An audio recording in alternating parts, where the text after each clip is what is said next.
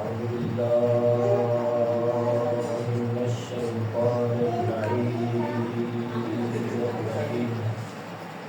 بسم الله الرحمن الرحيم. لا حول ولا قوة إلا بالله العلي العظيم. وأفوض أمري إلى الله إن الله بصير بالعباد. ووقاه الله سيئات ما مكروا. لا إله إلا أنت سبحانك إني كنت من الظالمين. فاستجبنا له ونجيناه من الغم وكذلك ننجي المؤمنين. حسبنا الله نعم الوكيل نعم المولى ونعم النصير. الحمد لله رب العالمين. الحمد لله الذي لا يقدر مدحته القائلون ولا يحصي نعماءه العابدون ولا يؤدي حقه المجتهدون. الذي ليس لصفته حق محدود ولا نعت موجود ولا وقت معدود ولا أجل ممدود. فطر الخلائق بقدرته ونشر الرياح برحمته ووكد بالسحور ميدان أرضه. ثم الصلاة والسلام على الرسول المصدق والمحمود الأحمد جد الحسن والحسين أبي الزهراء محمد. اللهم صل على محمد وعلى أهل بيته الطيبين الطاهرين المعصومين المنتجبين المنتخبين. ولعنة الله على أعدائهم وغاصبي حقوقهم ومنكري فضائلهم من أول الدهر ومن الآن إلى لقاء يوم الدين. أما بعد فقد قال أبو عبد الله الحسين عليه السلام: والله لقد تركت خيرا منه أبا وأما ونفسا. صلوات على محمد. اللهم صل على محمد. سامعین جی وقار ایام استجابت دعا ہے. خصوصاً آج جس ہستی کے ساتھ یہ ان کو کی نسبت ہے اور اسی مناسبت سے جو مجلسیں ہوتی ہے وہ باب الحوائج حضرت عباس علیہ السلام کی ذات ہے. تو باب الحوائج کو وسیلہ قرار دے کے دعا کرتے ہیں پروردگارہ ہماری اس خلیجی بات کو اپنی درگاہ میں قبول فرما. پروردگارہ عالم جہاں میں جہاں کہیں بھی عزاداری سید الشہداء بقا ہو رہی، پروردگارہ عزادارہ میں سید الشہداء کی مال و جان کی حفاظت فرما. پروردگارہ دشمنان اسلام کو نیست و نابود و ذلیل و رسوا فرما. پروردگارہ مومن مومنات جہاں مسلمانوں کو بالخصوص اسلامی جمہوریہ ایران اور لبنان جو مومن جو مجاہدین برسر پیکار ہے، پروردگارہ ان کو تعبد پر فتح و نصرت عطا فرما. پروردگارہ جو مومن مومنات مدینہ میں صحت کامل و عاجلہ عطا فرما. پروردگارہ جن مومن مومنات نے ان ایام میں جو خدمات انجام دے رہے ہیں دامے درہمیں سخنیں جس انداز سے بھی عزاداری سید الشہداء کی خدمت کر رہے ہیں، پروردگارہ ان تمام کی خدمات کو اپنی درگاہ میں قبول فرما. پروردگارہ علماء اعظام مراجع نظام کی حفاظت فرما. پروردگارہ منجی عالم بشریت فرزند طہرا امام زمانہ عجل اللہ تعالیٰ فضل جلیل کی حفاظت فرما. پروردگارہ ان کے ظہور میں تعجیل فرما. پروردگارہ ہمیں ان کے اعوان و انصار میں شمار فرما. تمام مومن مومنات شہداء اسلام بالخص شہید ملت آقائے رہبر معظم اور حاضر کے مرحومین کے نام ایک فاتحہ. بسم اللہ الرحمن الرحیم.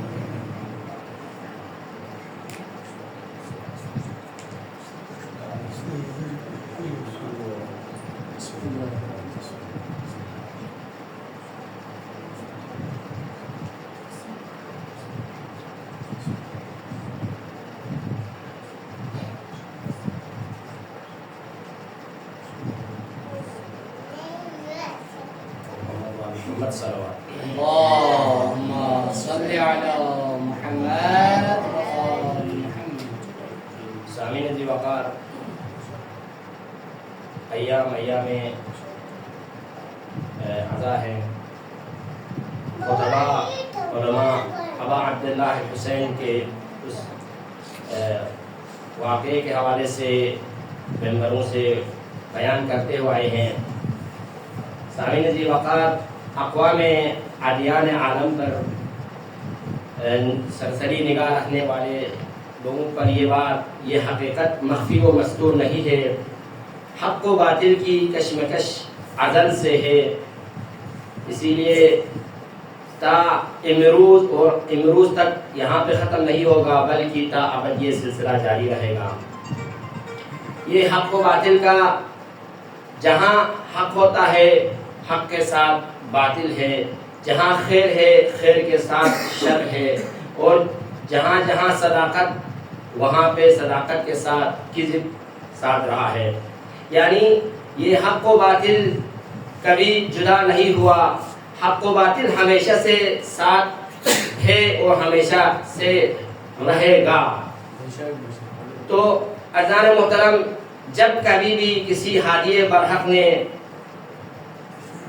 قوم کی یعنی امت کی اصلاح کے لیے، امت کو چاہے ضلالت سے نکالنے کے لیے کوشش کیا کہ امت کی ہدایت اور اس کو راہ مستقیم پر لانے کے لیے، جب بھی کسی ہادی برحق نے یہ کوشش کی تو اس کے مقابل میں زمانے کے تمام طاغوت نے اپنی قوت دکھائی، اور اپنی تمام قوتوں کے ساتھ یعنی اپنی اس ظاہری اور اس یعنی حق کو باطل کا لباس پہنا کے، حق جہاں غلط تھا اس کو صحیح کر کے، جہاں صحیح تھا اسے غلط کر کے دکھا کے یہ کوشش کی کہ حق کی آواز دب جائے، اور اہل حق کی آواز کو دبا کے اہل حق کو یعنی خاموش کرانے کی کوشش کی. یہ سلسلہ جاری رہا. آپ کو تاریخ انبیاء میں یہ مثالیں بہت ملیں گی. قرآن مجید ان مثالوں سے پر ہے. حضرت نوح نے اپنی قوم کی ہدایت کے لیے کتنی جد و جہد اور کتنی کوشش کی، اس کا نتیجہ اس کے جواب میں کیا ملا؟ جواب میں یہ کہا کہ قال الملأ من قومه انا نراك فی ضلال مبین، یعنی ہم تیری اتباع کیسے کریں، ہم تو تجھے ہی واضح گمراہی میں پاتے ہیں. اور حضرت لوط نے اتنی کوشش کی کہ اسے یہ کہا گیا کہ فَخْرُجُوا مِنْ قَرْيَتِكُمْ، ان کو اپنے قریے سے ہی نکال دو، اِنَّهُمْ أُنَاسٌ يَتَطَهَّرُونَ، یہ اپنے آپ کو پاک باز اور یعنی پاک دامن ثابت کرنا چاہتے ہیں. اسی طرح حضرت شعیب نے جب یعنی ہدایت کرنے کی کوشش کی، قوم کو گمراہی کے اس ضلالت سے نکالنے کی جب کوشش کی تو کہا کہ اے شعیب، تم اور تمہارے ساتھ ایمان لانے والوں کو ہم ملک سے بدر کرائیں گے.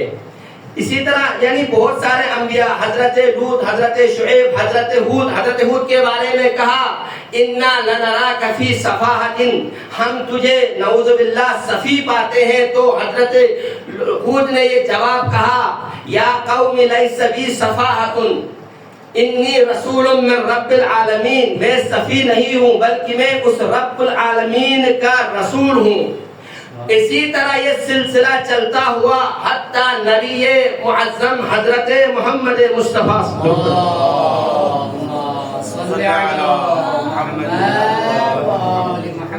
خاتم الرسول تک یہ سلسلہ پہنچا. تو العیاذ باللہ اتنے قبیح القابات کے ساتھ خاتم الرسول کو بھی انہوں نے یعنی مخاطب کیا، کہا کہ انا لتارکو آلہتنا بشاعر مجنون، کیا ہم اپنے الہ کو ایک نعوذ باللہ مجنون شاعر کے اس پہ آ کے ترک کریں، ان کو چھوڑ دیں. تو عزیزان محترم، یہ سلسلہ، یہ معرکہ حق و باطل، یہ حق و باطل کی کشمکش یہ ازل سے جاری رہا اور یہ اب بھی جاری ہے اور جاری رہے گا. تو باطل کی فتنہ انگیزیوں اور باطل کے ان یعنی قبیح حرکات اور ان کی اپنی ان تمام تر توانائیوں کے باوجود، یعنی فطرت تو یہ کہتی ہے، اس کا نتیجہ یہ ہونا چاہیے تھا کہ حق اپنے جگہ سے ختم ہو جاتا، حق ہمیشہ کے لیے دب جاتا اور حق ہمیشہ کے لیے مٹ جاتا، لیکن تاریخ کے اوراق گواہ ہیں، تاریخ کے اوراق شاہد ہے کہ کبھی حق نہیں مٹا۔ یہ پہلے سے لے کر اب تک، حتیٰ کہ آپ آج کے اس دور میں بھی، اپنے زمانے میں بھی آپ نے مشاہدہ کیا، باطل اپنی ظاہری ان طاقتوں کے ساتھ، ایک مرجع عالی قدر اپنی کسی کتاب میں لکھتے ہیں، میں نے خود پڑھا، ایران کے مرجع ہے، معروف مفسر قرآن بھی ہے، وہ لکھتے ہیں کہ باطل اس وقت ظاہری طاقت اتنی رکھتا ہے کہ ایٹم بم جیسی طاقت رکھتا ہے، وہ اس طاقت کے ذریعے سے اس دنیا کو 7 مرتبہ مٹا سکتا ہے۔ تو باطل نے اپنی اس طاقت کا استعمال کیا، جیسے کہ آپ نے سنا B-2 طیاروں کے ذریعے سے 35 طیارے کہیں، جو بھی اس دور کی ٹیکنالوجی تھی، جو بھی اس دور کی جسے سپر پاورز یعنی ہتھیار جو کہہ سکتے تھے، ان تمام کو استعمال بھی کیا اور استعمال کرنے کی دھمکیاں بھی دی، فتنہ انگیزی بھی کی۔ ان تمام کے نتیجے میں تو یہ ہونا چاہیے تھا کہ حق اپنی جگہ چھوڑ دے اور حق کی آواز دب جاتی اور حق ختم ہو جاتا، لیکن ایسا نہیں ہوا۔ عزیزان محترم، یہ حق و باطل کا معرکہ چلتا چلتا 61 ہجری میں، عزیزان محترم سوال تو یہ ہے کہ 61 ہجری میں ایسا واقعہ رونما کیسے ہوا، ایسا دلسوز واقعہ جس کو اب تصور بھی نہیں کر سکتے ہیں۔ دیکھیں عزیزوں، کہنے کو تو آسان ہے، بہت سارے کہتے ہیں، مثلا کربلا ثانی کہتے ہیں، آج کل ہمیں یہ کہتے ہوئے سنائی دیتا ہے، لیکن کربلا ثانی نہیں ہے۔ یہ کربلا کا جو واقعہ ہوا، یہ لاسانی، بے مثل و بے نظیر واقعہ ہے، جس کا کوئی ثانی نہیں ہے۔ تو یہ ہر واقعہ، تاریخ میں بہت سارے واقعات ہوئے، حق و باطل کا یہ سلسلہ، یہ امتحان جاری رہا، بہت ساری قربانیاں ہوئیں، انبیاء کا قتل ہوا، بہت سارے اور بھی انبیاء کے علاوہ بہت سارے لوگوں نے اپنے اہداف کے لیے یا مذہبی غیر مذہبی بہت ساری قربانیاں پیش کی، جس کی تاریخ میں بڑی بڑی مثالیں ہیں، ان تمام کا ذکر کرنے کے لیے دامن وقت میں گنجائش نہیں ہے۔ لیکن کربلا، یعنی ہر قربانی، ہر تحریک اپنی جگہ یعنی انفرادیت کی حیثیت رکھتی ہے، لیکن کربلا کا یہ معرکہ، یہ حق و باطل کا معرکہ، یہ تحریک ایک ایسی اجتماعیت کی حیثیت رکھتی ہے جس کی کوئی نظیر تاریخ میں نہ ملی ہے نہ ملے گی۔ عزیزان محترم، یہ وہ واقعہ ہے، یہ وہ تاریخ ہے جس میں آپ دیکھیں، جس کے وفا کرنے والوں میں جوان بھی ہے، بوڑھے بھی ہیں، بچے بھی ہیں، غلام بھی ہے، قرشی بھی ہے، ہاشمی بھی ہے، غیر ہاشمی بھی ہے، عجم بھی ہے، عرب بھی ہے، یعنی یہ سب ایک ہیں۔ ان سب کا ایک ہونا صرف ایک ہی چیز میں ہے، وہ اتحاد مقصد ہے، اس کے علاوہ کوئی چیز ایسی نہیں ہے، جو یہ تمام ایک ہے۔ تو عزیزان محترم، اس حقیقت کا کوئی انکار نہیں کر سکتا، یہ ایسی حقیقت ہے۔ دیکھیں، جب انسان کے جو ہے ماحول اور اس کے سن و سال کا اس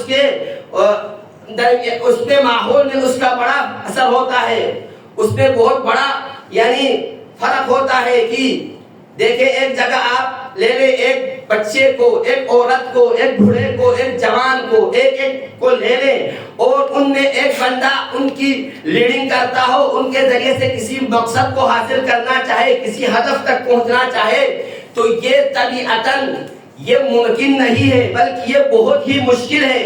کیوں؟ اس لیے کہ جوان کی طبیعت یہ ہے کہ وہ جلدی اقدام پسند ہوتا ہے، وہ جلدی میدان میں کود پڑتا ہے، اس کی طبیعت یہ ہے۔ بوڑھے کی طبیعت یہ ہے کہ وہ جوان کی نسبت بردبار ہوتا ہے، وہ کسی بھی چیز کو سوچ سمجھ کے ساتھ اس میں مداخلت کرتا ہے۔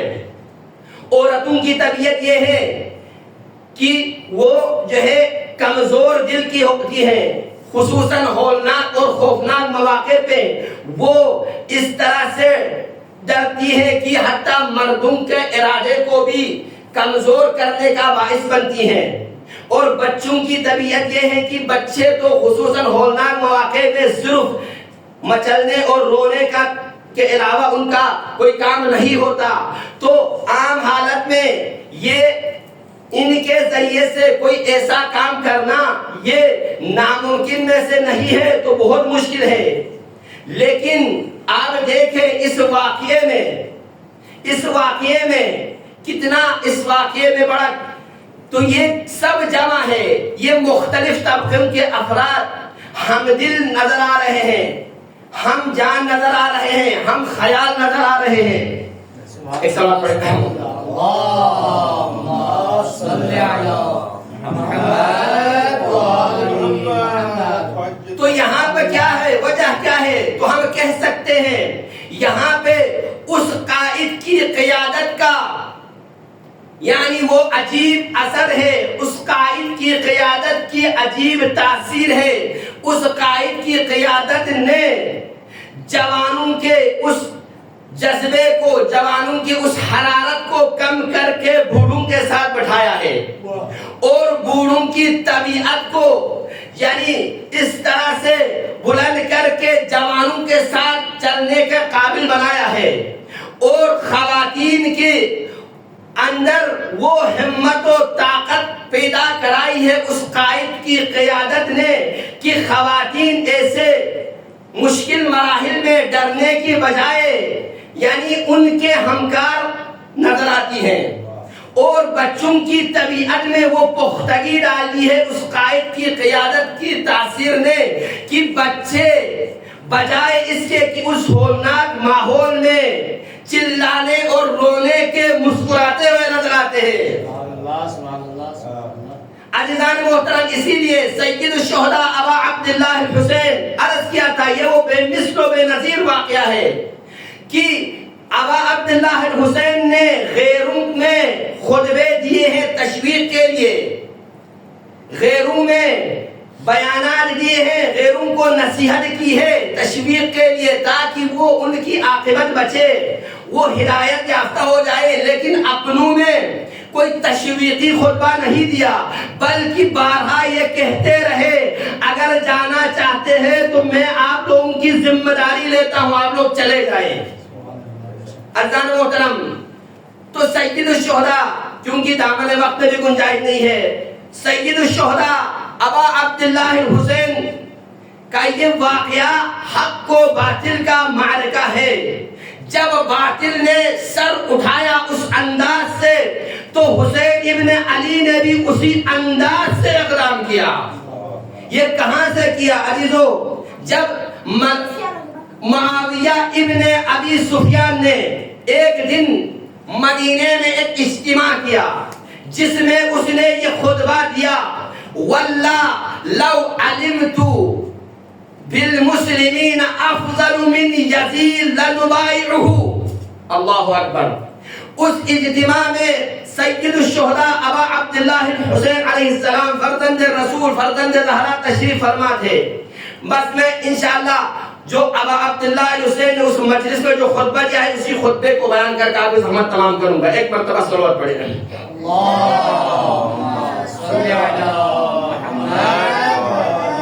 تو معاویہ نے کہا اگر مسلمانوں میں یزید سے کوئی افضل ہوتا تو ہم اس کی بیعت کرتے.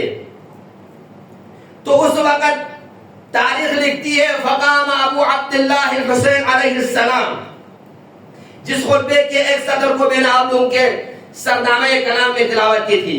امام حسین علیہ السلام اس مجلس میں کھڑے ہوئے. مجلس میں امام کھڑے ہو کے امام نے فرمایا یا معشر الخلائق اسمعوا ان لکم افئدہ والسماع فعوا. اے لوگو سن لو، تم صاحبان دل ہو. دیکھیں مولا کے قربان جاؤں، اگر مولا کے خطبے کے ایک ایک لفظ پہ ایک ایک مجلس پڑھی جائے تو بھی کم ہے. مولا نے فرمایا اے معشر الخلائق سن لو، تم صاحبان عقل و دل رکھتے والے ہو اور تم غور سے سنو.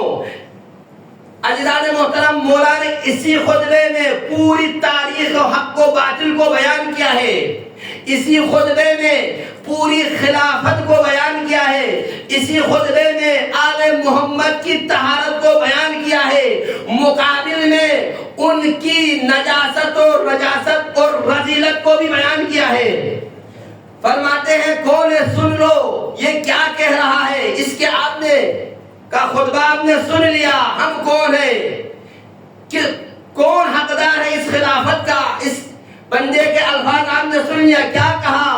اگر مدینے میں یزید سے کوئی افضل ہوتا العیاذ باللہ ہم اس کی بیعت کرتے۔ سن لے میں کون ہوں، انا اہل بیت اکرمنا بالاسلام واجتبانا واختارنا، ہم اہل بیت ہیں جنہیں اسلام کے ذریعے سے کرامت ملی ہے، ہم ہی اللہ کے مختار ہیں، ہم ہی اللہ کے مجتبی ہے، اجتبانا وطہرنا الرجس، ہم سے اللہ نے رجس کو دور رکھا ہے۔ امام فرماتے ہیں کیوں؟ لأن الرجس هو الشک، رجس کیا ہے؟ شک ہے۔ وَنَحْنُ لَا نَشُكُّ فِي اللَّهِ الْحَقِّ أَبَدًا، وَنَحْنُ لَا نَشُكُّ فِي اللَّهِ الْحَقِّ وَدِينِهِ أَبَدًا، ہم اہل بیت وہ ہیں اس لیے کہ ہم نے کبھی اللہ اور اس کے دین کے امور میں شک نہیں کیا ہے، اس لیے اللہ نے ہمیں چنا ہے، ہم اللہ کے مجتبی بندے ہیں۔ غلط کہہ رہا ہے یہ جو کہہ رہا ہے افضل ہے، کوئی نہیں ہے، اگر مختار ہے اللہ کے تو ہم ہیں، اگر اللہ کے نزدیک با کرامت ہے تو ہم ہیں، اگر اللہ کے نزدیک کوئی مجتبی مصطفیٰ ہے تو وہ ہم ہیں۔ یعنی پھر فرماتے ہیں کہ وَمْضَتِ الدُّهُورُ، زمانہ گزرتا گیا، حَتَّى بُعِثَ اللَّهُ مُحَمَّدًا صلی اللہ علیہ وآلہ بِالنَّبُوَّةِ، یعنی حتیٰ کہ زمانہ گزرتا گیا اللہ نے میرے جد محمد کو نبوت پہ مبعوث کیا، وَاخْتَارَهُ بِالرِّسَالَةِ، اور رسالت کے لیے جس ہستی کا انتخاب کیا وہ میرے جد محمد مصطفیٰ ہیں۔ اور فرمایا کہ پھر کیا کہا؟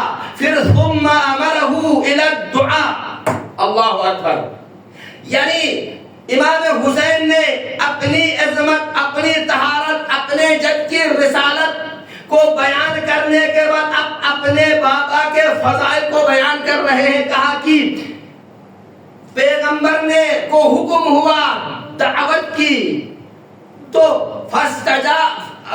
یعنی پیغمبر نے جب دعوت دی تو ان ابی اول استجاب للہ والرسول، سن لو اے معاویہ کون تھا جس نے اللہ اور اس کے رسول کی دعوت پر سب سے پہلے لبیک کہا؟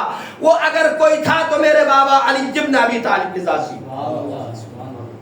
تو امام حسین نے فرمایا کہ ان ابی اول من استجاب للہ ورسولہ وابی من صدق اللہ ورسولہ، اور میرے بابا ہی ہے وآمن بی، جس نے سب سے پہلے اللہ کی وحدانیت کی تصدیق، رسول کی رسالت کی تصدیق، اور رسول کی رسالت پر جس نے سب سے پہلے ایمان لایا تو وہ میرے بابا علی ابن ابی طالب ہے۔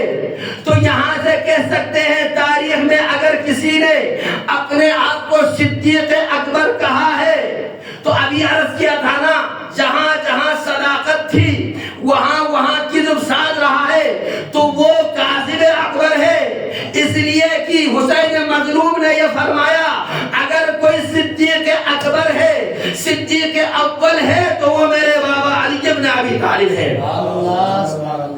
تو عزیزان محترم پھر یہاں پہ مولا امام حسین نے آگے فرمایا کہ وقال اللہ عز وجل فی شانی انما یتلوہ شاہد، یعنی افمن یتلوہ شاہد من بین اللہ، یعنی کیا وہ برابر ہے وہ شخص جس کے ساتھ اللہ نے اس کے ساتھ اس کے شاہد کو بھی ساتھ پیش کیا ہے؟ یعنی قرآن کی وہ آیت ہے جہاں پہ کہا پیغمبر کو اے رسول اللہ ہم نے آپ کے ساتھ آپ کے شاہد کو ساتھ رکھا ہے، یعنی قرآن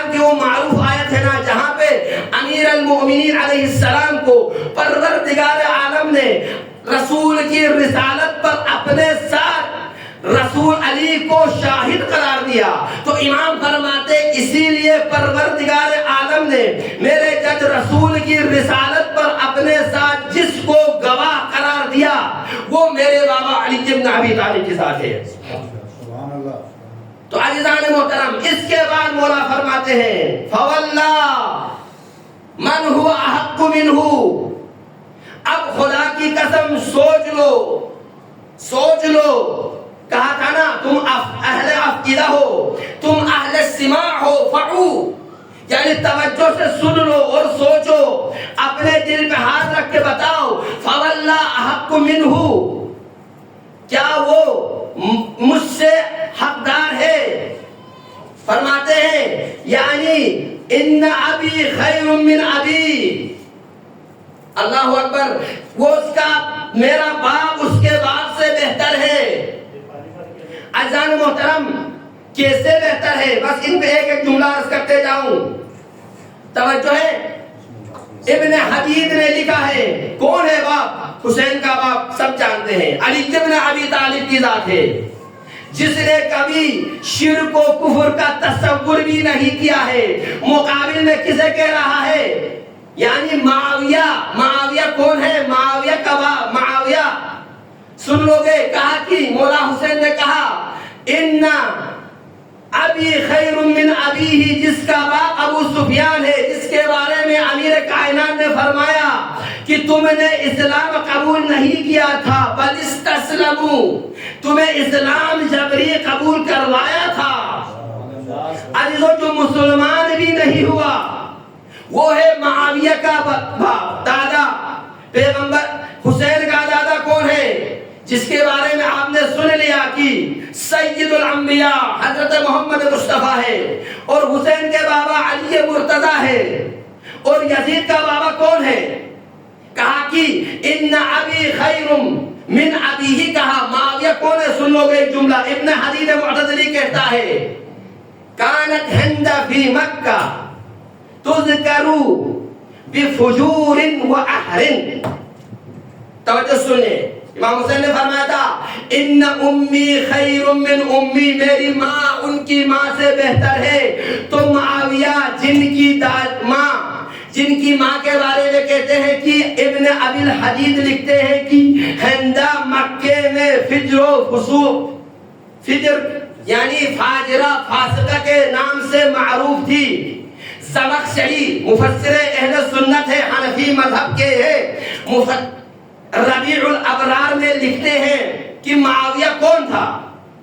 عزیزان محترم، میں اس میڈیا کے توسط سے یہ کہوں گا، جس ایک شاعر نے کسی مولائی نے یہ کہا تھا بدکار تم اس پہ ایف آئی آر کاٹتے ہو، تو میں کہوں گا زمخشری اہل سنت کے معروف و مشہور عالم دین مفسر قرآن یہ کہتے ہوئے نظر آتے ہیں، میں بیان کروں گا، تو اگر ایف آئی آر کاٹنا ہے تو زمخشری کی قبر پہ جا کے اس کی ہڈیاں نکال کے اسے راکھ کر دے، یا ان کی جتنی کتابیں ہیں تفسیر کشاف سے لے کر ربیع الابرار تک تمام کتابوں کو راکھ کر دے، پھر آ کے کسی ایسے جوان کو آپ اس پر ایف آئی آر کاٹے۔ ایک کتاب ربیع الابرار میں اہل سنت مشہور و معروف عالم دین مفسر قرآن جس کی تفسیر کو اہل سنت بھی بلاغی اعتبار سے اہل شیعہ بھی مانتے ہیں، وہ لکھتے ہیں کہ معاویہ کون تھا؟ سن لے اس کی اصلیت کیا تھی۔ لأن معاویہ تعزا بأربعۃ اشخاص، معاویہ وہ تھا جس کی نسبت 4 بندوں کی طرف دی جاتی تھی۔ اب بتائیں کمزاد تھا یا نہیں؟ معاویہ وہ تھا جس کی نسبت 4 بندوں کی طرف دی جاتی تھی، ان میں سے ایک ابن عباس کی طرف، ایک صباح کی طرف، ایک ولید بن مغیرہ کی طرف، اور ایک مسافر ابن ولید، یہ 4 اشخاص تھے جن کے طرف معاویہ کی نسبت دی جاتی تھی۔ تو امام حسین فرماتے ہیں او یزید، او معاویہ جسے تم سب سے افضل سمجھتے ہو، تو اس کے باپ کی یہ حالت ہے۔ وَأَنَا خَيْرٌ مِّنْهُ وَأَبِي خَيْرٌ مِّنْ أَبِي۔ عزیزان محترم، اب آئیں وَأُمِّي خَيْرٌ مِّنْ أُمِّي. تو یزید کی ماں کون تھی؟ اس کا اطہر من الشمس ہے یزید کی ماں کے بارے میں بیان کرنا اس منبر سے یعنی کا ضرورت نہیں ہے، لیکن مقابل میں دیکھیں حسین بن علی کی ماں کون ہے. عزیزان محترم روایت ہے الفضل ما شہدت به الاعداء. عائشہ کہتی ہے قالت عائشہ کلما دخلت فاطمہ علی النبی، اللہ اکبر، کلما دخلت، جب کبھی بھی نبی کے پاس زہرا داخل ہو جاتی تھی قام من مجلس ہی، نبی اپنے مجلس سے کھڑے ہوتے تھے. عزیزان محترم دنیا کا یہ اصول ہے، اگر آپ کہیں کسی بڑی شخصیت کے پاس آپ ادھر سے جاتے ہیں وہ آپ کو آپ کی دعوت قبول کرتے ہیں تو یہ آپ کی عظمت و بلندی سمجھی جاتی ہے، لیکن جب آپ کسی شخصیت کے پاس جاتے ہیں پھر وہ اپنی جگہ سے کھڑے ہو جائیں تو یہ آپ کے مرتبے میں اور بلندی کی علامت ہوتی ہے. جب وہ کھڑی ہوتی ہے وہ شخصیت اور اپنی جگہ چھوڑ کے آگے بڑھتی ہے تو یہ آپ کی بلندی کی اور علامت ہوتی ہے، یہ آپ کی رفعت پہ دلالت کرتی ہے. جب وہ شخصیت اپنی جگہ سے کھڑے ہو کے چھوڑ کے آپ کی طرف بڑھ کے آپ کو آ کے ہاتھ ملاتی ہے تو یہ آپ کی عظمت پہ اور چار چاند لگ جاتے ہیں. لیکن جب وہ شخصیت آ کے آپ کے ہاتھوں کو بوس کرے، آپ سے مصافحہ کرے تو یہ آپ کی عظمت کی اس سے بلند ترین مقام ہوتی ہے. جب وہ شخصیت آپ کو لے جا کے اپنی جگہ پہ بٹھائے تو یہ آپ کی بلندی کی معراج ہوتی ہے. عزیزان محترم یہ تو عادی عام معروف کسی شخصیت، کسی پولیٹیکل، کسی منصب کے مالک، کسی بھی دنیا کے عہدیدار کی یہ حیثیت ہے جس کو آپ نے عارضی طور پر اس منصب سے نوازا ہے، اس منصب پہ بٹھایا ہے، یا ہماری اس فیلڈ میں کسی مرجع عالی قدر کسی عالم کی اگر اس نے تکریم کیا تو کسی کا اس کا مقام و مرتبہ یہ ہے.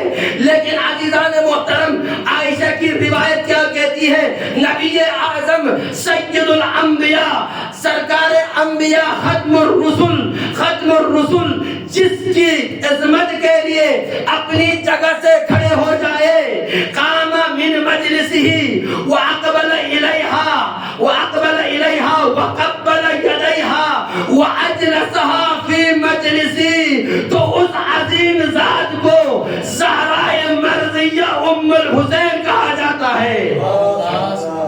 اسی لیے حسین اس مجلس معاویہ میں یہ کہتے ہوئے فخر کرتے ہیں کہ اے معاویہ تم کسے خلیفہ بنا کے جا رہے ہو کہ جس کی ماں سے میری ماں افضل، اور پھر کہتے ہیں وَأَنَا خَيْرٌ مِّنْهُ، یعنی جس حدیث کو سرنامہ کلام میں تلاوت کی تھی فرمایا مولا نے وَاللَّهِ لَقَدْ تَرَكْتَ خَيْرًا مِّنْهُ أَبًا وَأُمًّا وَنَفْسًا.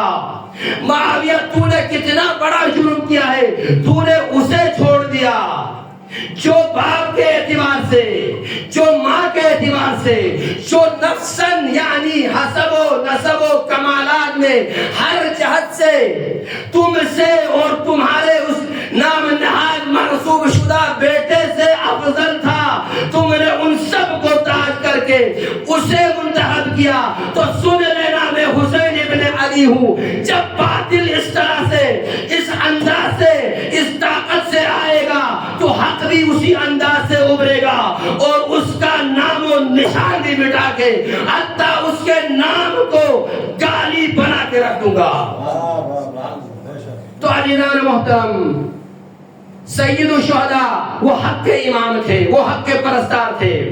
تو اسی کے بھائی تھے نا حضرت عباس علمدار، اسی کے بھائی تھے باب الحوائج جس نے وہ خطبہ دیا تھا. وقت نہیں ہے، اگر دامن وقت میں گنجائش ہوتا تو وہ خطبہ بیان کرتا، جس نے یہی فرمایا تھا اے لوگوں سن لو، اگر میرے امام کا حکم نہ ہوتا تو میں تمہیں دکھاتا کہ حق امام کے ساتھ تم کیا کرتے ہو. لیکن فرمایا تھا کہ جب قریش نے چاہا رسول اعظم کو قتل کرے تو لیکن جب تک میرے بابا علی زندہ تھے نا کسی کی مجال نہیں ہوئی کہ رسول کی طرف ہاتھ بڑھایا جائے. سن لو آج جب تک عباس کے جان میں جان ہے، کون ہے جو حسین کی طرف اجرکم علی اللہ عزیزو، عباس حسین کا وہ بھائی تھا نا، لیکن آج وہ وقت آیا کربلا کے میدان میں تاریخ لکھتی ہے لما لم یبقى مع الحسین الا اخوه العباس. کربلا کے میدان میں اللہ اکبر عصر عاشور سے پہلے وہ وقت آیا صبح عاشور کے کچھ لمحے بعد کہ میدان کربلا میں حسین کے پاس حسین کے بھائی عباس کے علاوہ کوئی نہیں رہا. فجاء العباس الى الحسین فطلب منه البراءة وقائلا هل من رخصة. اجرکم علی اللہ عزیزو، ایک وقت ایسا آیا امام حسین کی خدمت میں حضرت عباس آئے اور عرض کیا یا مولا کیا میرے لیے جنگ کی اجازت ہے؟ فبکى الحسین بکاء شدیدا. اجرکم علی اللہ عزیزو، بکا کہتے ہیں بلند آواز سے رونے کو، لیکن جب بکا کے ساتھ شدید، یہ عربی گرامر میں اسے صفت کہا جاتا ہے، جب بکا کے ساتھ شدید کی صفت آتی ہے تو اسے کا معنی یہ ہوتا ہے کہ داڑھے مار مار کے رونا. جب ایک جوان بیٹے کی لاش پہ اس کی بوڑھی ماں روتی ہے، اس رونے کی کیفیت کو بکائے شدید کہا جاتا ہے.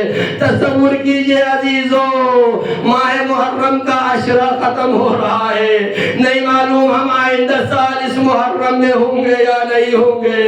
ہم آپ نے دیکھا ہم میں سے کتنے حصے تھے جو پچھلے سالوں میں ہماری مجالس میں ہوتے تھے، ہمارے حلقوں میں ہمارے درمیان ہوتے تھے، لیکن آج وہ نہیں ہے. رونے میں کنجوسی نہیں کرنا. اجرکم علی اللہ عزیزو، امام حسین نے گریہ فرمایا. ایک مرتبہ حسین نے فرمایا یا اخی انت صاحب لوائی، بھیا عباس آپ تو میرے فوج کے علمدار ہو. فنظر العباس یمینا وشمالا.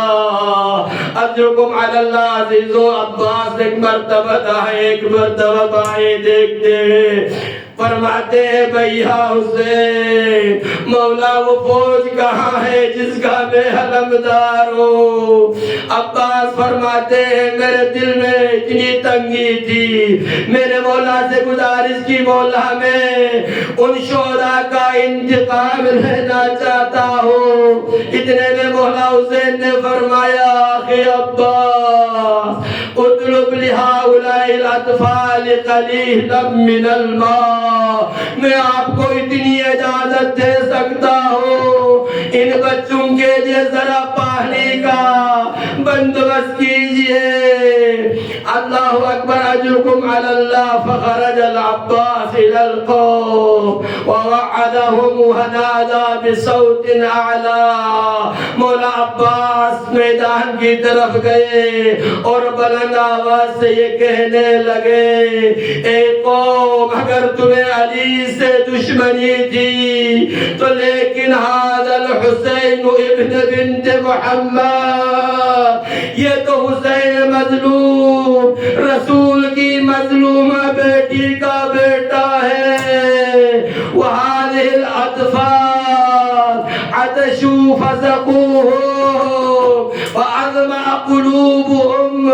اللہ اکبر. ان کے بچے پیاس کی شدت سے مر رہے ہیں، ان پیاس کی شدت ان کے دلوں کو جلا رہی ہے. ان بچوں کو تو آپ ذرا پانی پلائے. فنادا شمر. جب شمر نے یہ سنا تو کہا ابن ابی تراب، اے تراب ابن ابی تراب، اے ابو تراب کے بیٹے، لو کانت وجہ الارض کلها ماء وهو تحت ایدینا. اگر پورا کرۂ ارض پانی بن جائے اور ہمارے ہاتھ میں ہو ہم ایک قطرہ پانی نہیں دیں گے. جب یہ سننا تھا فرج بجواب القوم، قوم کے جواب کو لے کے مولا عباس امام حسین کی خدمت میں آئے. جب مولا عباس امام کی خدمت میں آئے تو سمعا یتصارخون الاطفال العطش العطش العطش. مولا عباس نے بچوں کی العطش العطش کی صدا سنی. فاخذ العباس بقربا، مولا عباس نے مشکو لیا. فرجع الى القوم ونزل بالماء، پانی پہ اترا. واقترف غرفتا فاراد ان يشرب الماء فتذكر عطش الحسين فرمى الماء. مولا عباس پانی پہ اترے. جب پانی پہ ہاتھ رکھا، چلو بھرایا، پینے کا ارادہ کیا تو حسین کی پیاس کو یاد کر کے پانی کو پھینکا. مولا عباس نے مشیزے کو بھرا اور واپس آیا تو عمر صاحب نے اعلان کیا فقطع الطریق فرموه من كل جانب. مولا عباس پہ ہر طرف سے حملہ ہوا. ایک وقت ایسا آیا عباس کا دھانا بازو شہید ہوا. مولا نے بائیں بازو سے مشکیزے کو سنبھالا. ایک وقت ایسا آیا کہ مولا کا دونوں بازو شہید ہوئے، لیکن عباس کی وفائی کو دیکھے. عباس کو اپنے بازو کا خیال نہیں، مشکیزے کا خیال آیا. اپنے دانتوں سے سنبھالا، لیکن ایک شقی نے فرما فاصاب القربا. اللہ اکبر. ایک نے عباس کی امید پہ تیر مارا. عباس کی امید ختم ہوئی. اجرکم علی اللہ عزیزو. ایک عالم یہ کہتے ہوئے میں نے سنا مولا عباس کو بحب الحوائج کہنے کی ایک وجہ یہ ہے کیوں دعا جلدی قبول ہوتی ہے، اس لیے کہ مولا عباس کی سب سے بڑی حاجت یہ تھی کہ یہ پانی سکینہ تک پہنچے، لیکن مولا عباس کی یہ حاجت پوری نہیں ہوئی. تو اس کے اجر میں پروردگار نے عباس کو باب الحوائج بنایا. اجرکم علی اللہ. فوقف العباس متحیران. جب پانی بہا مولا عباس حیران تھے رہ گئے. اتنے میں ایک ملعون نے مولا عباس کے سر پہ تلوار سے حملہ کیا. فخر الی الارض. اس وقت مولا عباس زینے گھوڑے سے زمین کی طرف آئے اور ندا بلند کی یا قادرگنی. جب یہ صدا مولا حسین نے سنی، مولا نے فرمایا الا انقطر ظہری الا انقطر ظہری وقلت حیلتی وشمتت اعدائے. بھیا عباس تیری مصیبت نے میری کمر توڑ دی. تیرے جانے سے میری تدبیر بدل گئی. مولا عباس تیرے جانے کے بعد اب دشمن مجھے تانے لے گا. اجرکم علی اللہ. امام حسین عباس کے جنازے پہ پہنچے، مولا عباس کے قریب پہنچے. امام نے چاہا کہ مولا عباس کو اٹھائے.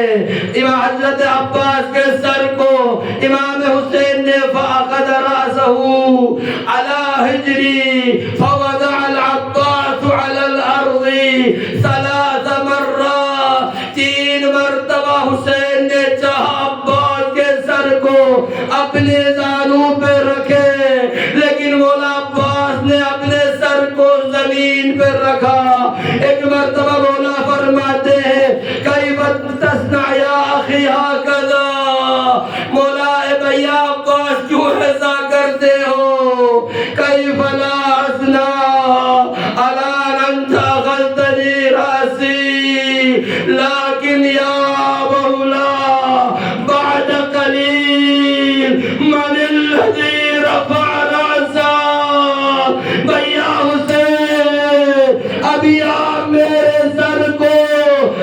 اپنی گود میں اپنے زانوں پہ رکھیں گے، لیکن تھوڑی ہی دیر میں جب آپ کا سر زمین کربلا پہ ہوگا، کون آپ کے سر کو اٹھائے گا؟ لعنت اللہ علی القوم الظالمین وسيعلم الذين ظلموا أي منقلب ينقلبون.